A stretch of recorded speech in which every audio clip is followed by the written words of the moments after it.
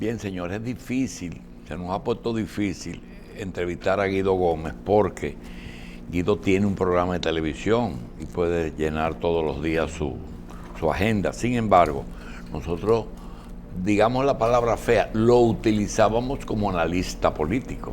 Y ahora vamos a retomar ese tema para que él nos ayude a descifrar lo siguiente.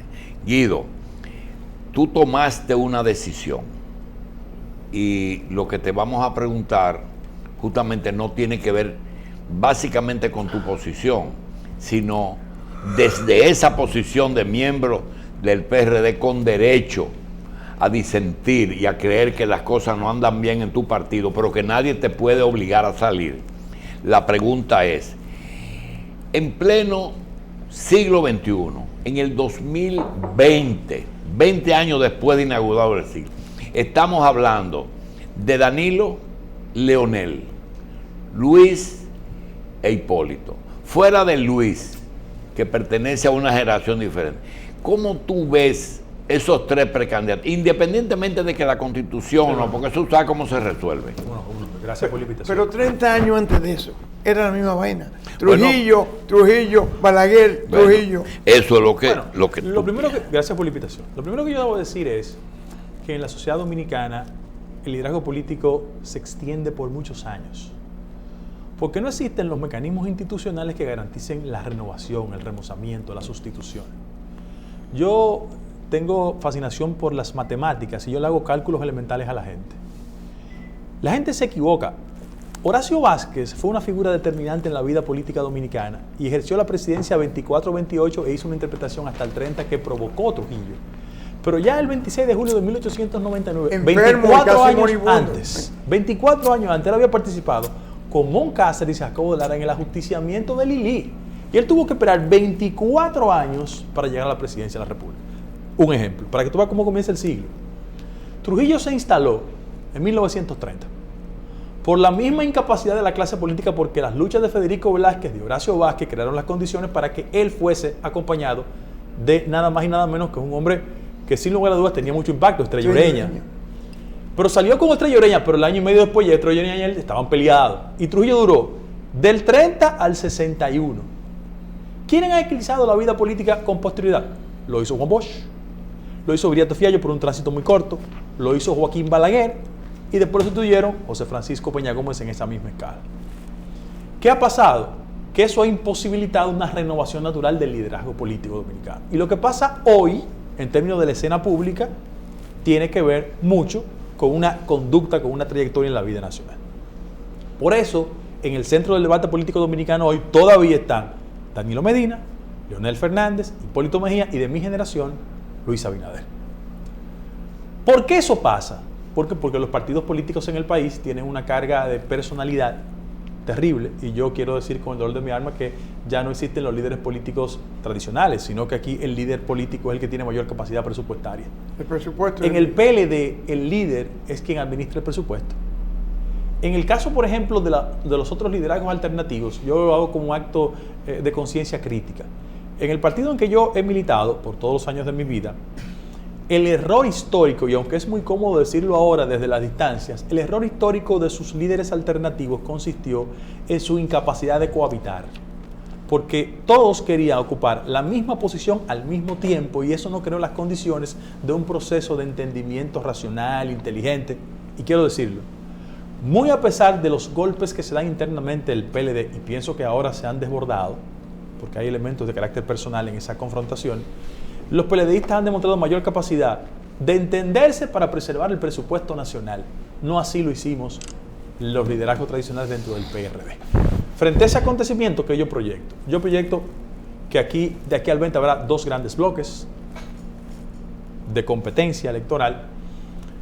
Soy de los que sostiene la idea que Danilo Medina es un político con las siguientes características. Es un político instintivo, que no tiene los grandes recursos teóricos, pero es el político hacia el interno del PLD que más conoce la maquinaria interna. Trabajador. Y por vía de consecuencia eso le da mayor facilidad de entender las debilidades de sus contrarios.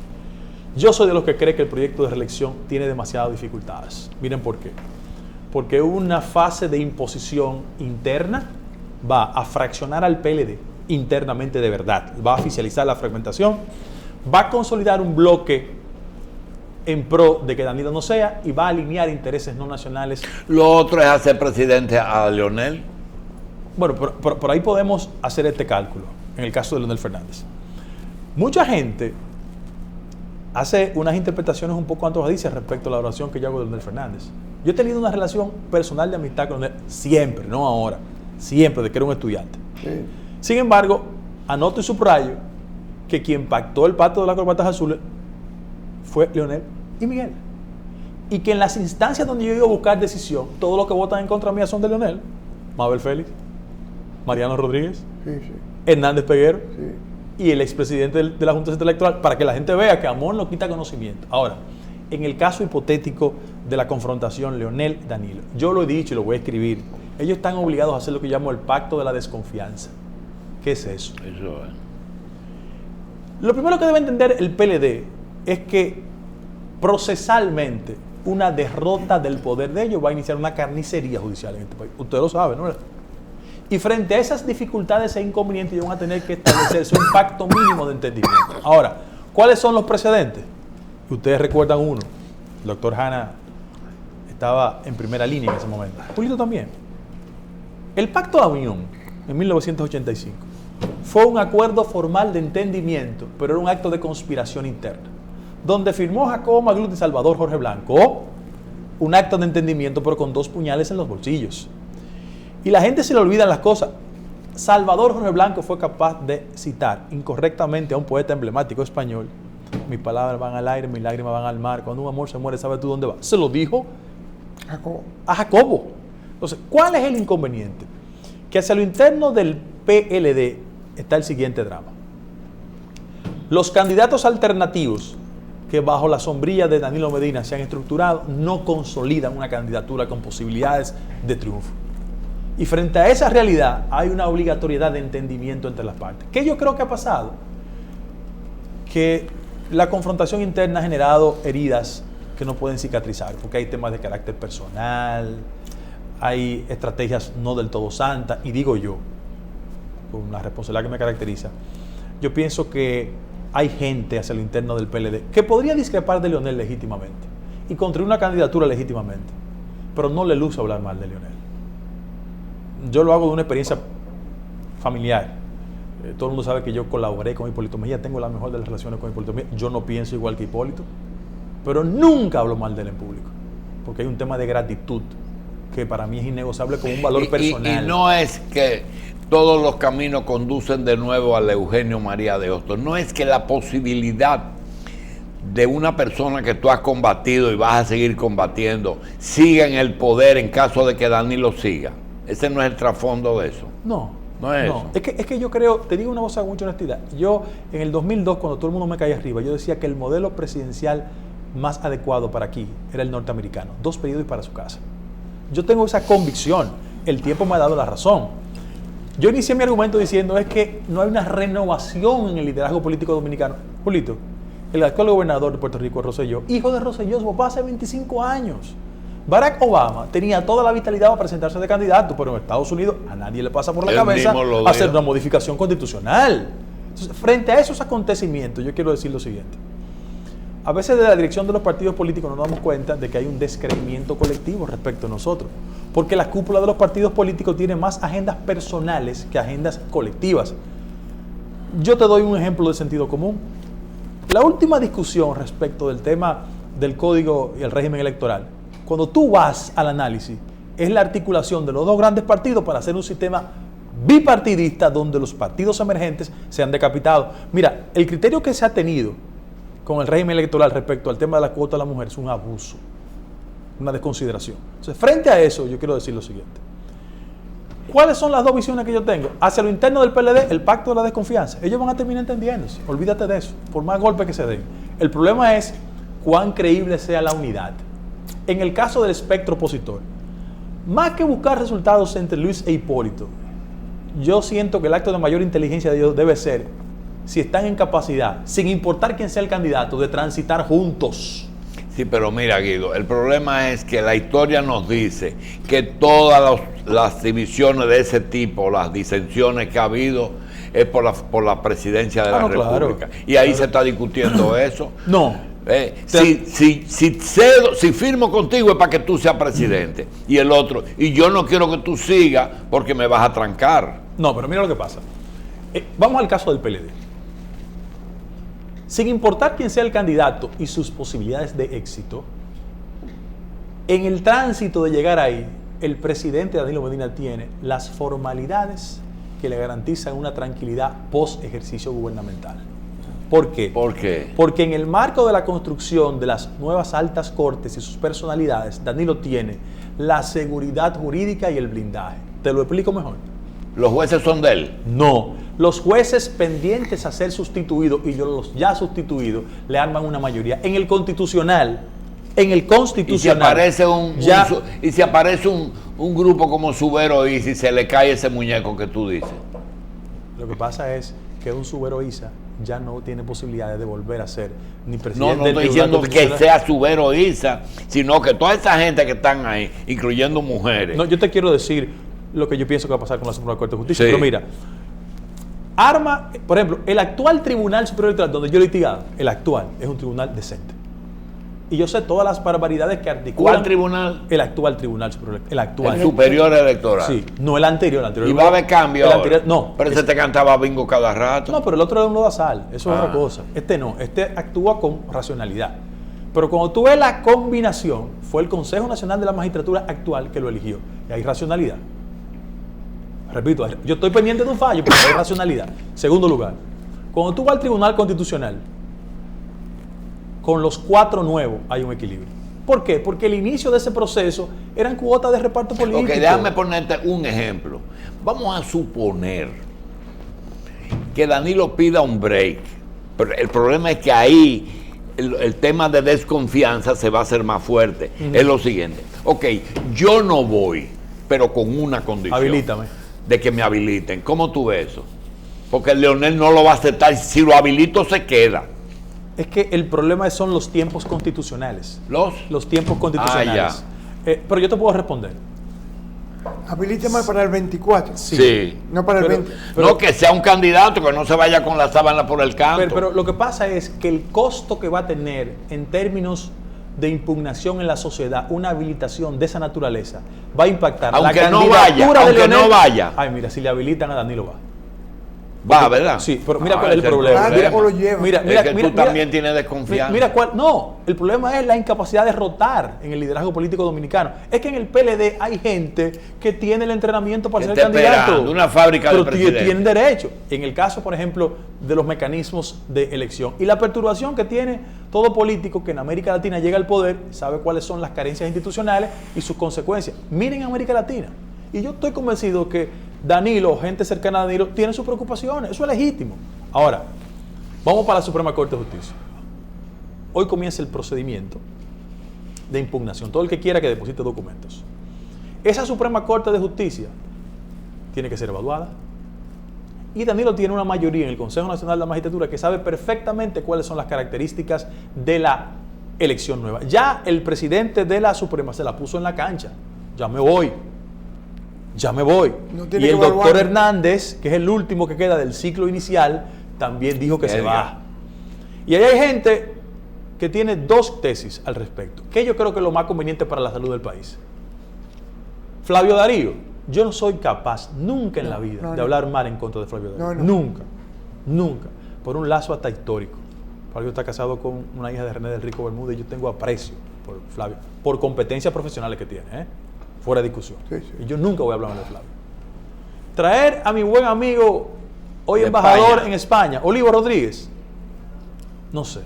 Yo siento que la solución para Danilo, o frente a cualquier gente del sector de Danilo que esté intranquilo, debe ser la siguiente. Procurar una presidencia de Suprema Corte de Justicia con el suficiente reconocimiento en la sociedad y con distancias equidistantes. Sí, mira por qué.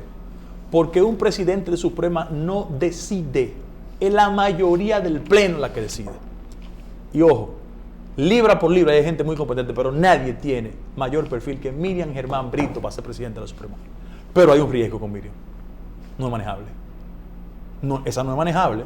A Miriam tú le pones a Orlando, su hijo, ahí enfrente, y si violó la ley, lo parte en 20. Lo ha demostrado. Viene de la carrera, es una persona independiente. Entonces, eso es un perfil bueno en el caso de Danilo. ¿Dónde está mi preocupación? Julito, la sociedad dominicana experimenta un hastío de una clase política que no tiene la capacidad de remozarse a sí misma.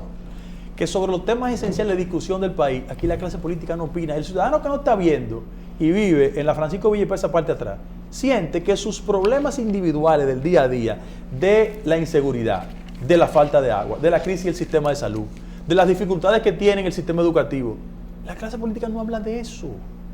Y yo, por ejemplo, la gente dice, tú vives impugnando mucho al gobierno. Claro, pero yo quiero hacer un reconocimiento público al gobierno. Y conmigo es una problema, yo no tengo contrata ni iguala, ni me interesan con el gobierno. Guido, Dame hacerte una acotación sobre mí. Por ejemplo, hoy el gobierno inició un programa interesantísimo sobre el tema del embarazo en las adolescentes. La vicepresidenta.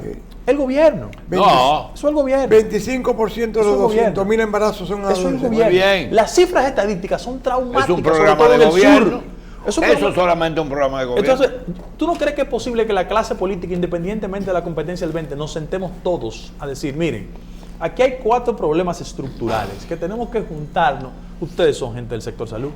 En América Latina la inversión que hay, PIB, sector salud es 5%, el PIB aquí es 1.9%. Julito, si yo vengo manejando y choco en Miche y me rompo las 2 rodillas, tengo que venir al Darío Contreras. Guido, corrupción y endeudamiento. De eso es lo único que habla la oposición. La oposición no habla de salud, no habla de seguridad social, no habla de Haití, no habla del problema de cómo atender 20 millones de personas. Porque en la lógica de muchos sectores de la oposición, no de todos, solo está la tesis de conectar el discurso que me reditúa política y electoralmente. Adelante, Carlos. Y aquí, más allá de las elecciones, tiene que haber un país. Yo digo, no importa qué sea el resultado del 20, quien gane. Si quien gana no se decide a reconstruir la credibilidad del modelo democrático dominicano, miren a Venezuela. Juan, mire, tú has dicho que nadie le ha hecho más daño al PRD que su actual presidente, Miguel Vargas, partiendo de que, ¿me entiendes?, que él ha planteado de que lo más importante en política es el dinero. El PRD va a celebrar primarias abiertas. Me imagino que tú vas a participar como candidato o precandidato a la presidencia. ¿Está animado en correr el riesgo de participar siendo Miguel Vargas el que prácticamente va a dirigir ese proceso? El árbitro. No, vamos por partes. Miren, lo primero es que las confrontaciones políticas no son personales. Aquí hay una personalización del debate. ¿quién la ha hecho? ¿Eres tú? No, Julito, no. Porque yo planteo ideas. Yo no sé si Miguel Vargas puede sentarse aquí a plantear No, ideas. él no Bueno, plantea ideas. entonces, segundo lugar, aquí lo lógico y lo racional es que los partidos políticos sirvan como instrumento, ¿verdad? ¿Qué ha pasado con el PRD? Que el PRD histórico en el que yo milité dejó de ser un instrumento de carácter político que conectaba el reclamo de la sociedad con una organización de carácter electoral como es el PRD.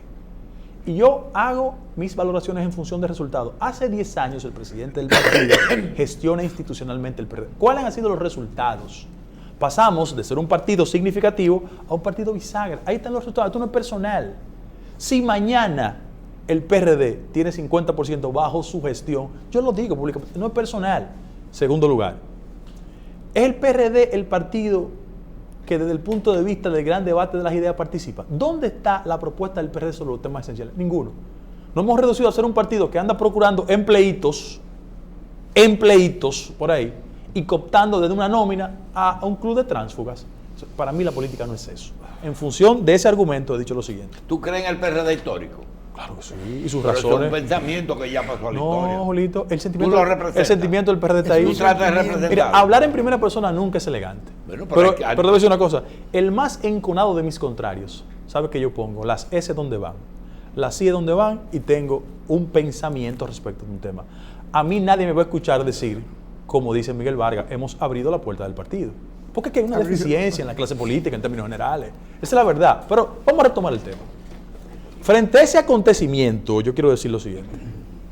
El PRD está obligado a unificar el sentimiento PRDista. ¿Qué es un PRMista? Un PRMista es un PRDista incómodo porque Miguel está dirigiendo el PRD. A la hora que nosotros desplacemos democráticamente a Miguel de la presidencia del PRD, se unifican al otro día. Oye lo que te quiero decir. ¿Cuál es el régimen que yo tengo que seguir? Ayer se cerraron los debates en el Tribunal Superior Electoral. Y lo más tardar, después del 30 de marzo, van a dar una sentencia respecto del tema. Todo el mundo sabe que yo gané esa sentencia 4-1. Ahí está, 4-1 en ese tribunal. Y fueron al Constitucional a retardarme por la politiquería, porque Milton, Díaz Filpo y Víctor Gómez son cuadros de Miguel, pues eso lo sabe todo el mundo. Yo lo he dicho públicamente, Julito, que en el proceso del anterior Tribunal Superior Electoral, dos jueces del tribunal fueron a visitarme a mi casa, a mediar. Yo les dije, pero ustedes son jueces, ustedes no pueden venir aquí, los saqué de mi casa. Con mala suerte para ellos, que el que quiere ir a mi casa lo graban. Ahí están. Hay uno que es embajador fuera y otro anda en la nómina del Senado. Entonces, es la caricatura del proceso institucional. En el actual caso, yo estoy esperando que venga una decisión. Ahora, ¿cuál es el temor de Miguel en un proceso de convención? Claro, que el nuevo ámbito, que es la ley electoral, no le permite a él organizar convención como la organizó. Ahora es la Junta Central Electoral de conformidad con la ley. ¿Y qué él hace? Él quiere extender el proceso para ver cómo la decisión mía respecto de la litigación que yo tengo en el Tribunal Superior Electoral se junta con los plazos establecidos que ya en junio 7 los partidos tienen que oficializar alianzas y acuerdos. Y el 22 de ese mes tiene que mandar una carta sobre los porcentajes. Y él quiere que se retarde tanto el proceso para ver cómo en una jugareta de carácter política busque el auxilio de Danilo y sustituye una decisión de carácter jurídica por política. ¿Y tú sabes cómo dice? Y se le va a dar, ¿eh? Imposible. Porque en ese tribunal... Entonces, ¿qué va a pasar después que fallen a favor del... Tenemos que ir a convención. ¿Y esa convención qué va a pasar? Para elegir las autoridades del partido. ¿Y qué va a pasar? Cuando se presente la candidatura, nosotros como corriente, yo hablo en nombre de Tonti, de Rudy, de Melania Salvador, de un grupo de gente, vamos a presentarle un candidato. Lilian. Pero, Guido, ¿y esa relación tuya con el PRD no se parece mucho a lo que es un padre que obliga a una hija a casarse con un tipo y ella dice, aunque esté casada no me acuesto con él? O sea, el TCE te puede dar lo que se llama, tú puedes ganar la causa, pero en el PRD hay un montón de roca izquierda que no te van a dejar entrar a la puerta. No, pero en primer lugar, yo parto de que la política es un espacio de civilización. La gente puede pensar como quiera, pero un partido es un patrimonio de la colectividad, no de individuos. En ese mismo orden, como mandato de la ley, hay que celebrar una convención, porque 80 años de lucha y de sacrificio no pueden ser traducidos en la voluntad de 2 o 3 o 4. Pero ¿cuál es el problema de ganar una convención? Tú recuerdas las imágenes de la última convención, ¿no? ¿Verdad? Claro. A tiro limpio. Claro, yo estaba ahí. Yo lo quiero decir aquí, por Dios que está ahí, y por los retos de mi hijo. Lo digo. Cuando Miguel Vargas visitaba mi casa, fue como un general con vocación literaria, ¿verdad? A mi casa y me confesó, por mi hijo muerto, lo digo. Se sentó en la sala de mi casa, eso me costó, ¿sabe cómo es mi mamá? Como mi esposa. Cuando tú lo recibes, lo recibí, yo no tengo problema personal con nadie. Y él fue a mi casa y me dijo, Guido, vengo a pedirte excusa porque yo te robé una convención. ¿Tú sabes por qué te la robé? Porque a ti no te controla nadie. Digo, bueno, seguirás robándomela porque a mí no me controla nadie. Son mis convicciones. Entonces, los partidos políticos no pueden ser construidos con ese criterio. Yo no tengo nada personal contra Miguel. Yo lo que quiero es que ese partido siga siendo el partido de la Esperanza Nacional. Bien. Existe la posibilidad, para terminar, Guido, ya estamos claros del camino a seguir, de que así como en Venezuela nadie sabía de Guaidó, solamente la CIA. No, Leopoldo López. Aquí existe la posibilidad de que haya alguien que suplante esas 4 personas que nosotros te mencionamos. Y bueno, no hablo de la CIA. No. Déjame darte un dato. En el país hay una terrible fascinación por importar los fenómenos de otra sociedad. Cualquier país se parece a este, pero este país no se parece a ninguno, Julito. Bien. Y Guaidó es resultado de un proceso de agotamiento del modelo chavista que parió esta figura. Pero no sale Capriles ni Leopoldo. No, él es Leopoldo, para que sepas. Él es voluntad popular. Él es Leopoldo. Él es un cuadro de Leopoldo.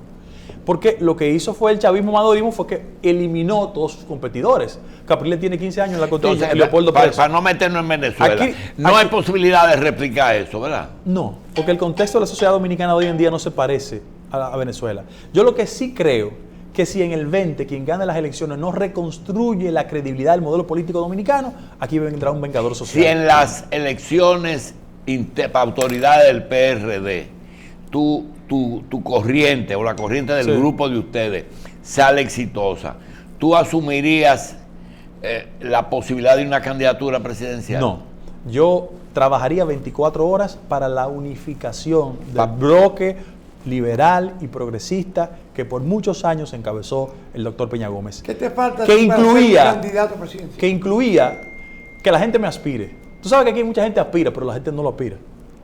¿Tú quieres que te aspire? Yo quiero que me aspire. Hablar en primera persona nunca es elegante, doctor, pero en este país hay un club de personas, bueno, hay un club de morrobeles que aspiran a ser presidente de la República, que no tienen una idea sobre nada. Y la presidencia de la República es una aspiración superior. La gente debe tener condiciones. Y yo soy el nieto de la bandera. Yo no Bien. tengo que andar por la vida con ese tipo de aspiraciones. Nosotros tenemos que despedir a Guido, pero yo le voy a dejar algo en la cabeza. Dicen, a pesar de que él dice que la única cosa en que están de acuerdo Leonel y Danilo es en ponerse en desacuerdo y que tendría que ser un pacto de desconfianza. ¿Existe la posibilidad de un pacto de desconfianza entre tú y Miguel? Imposible. Ya. Guido, gracias.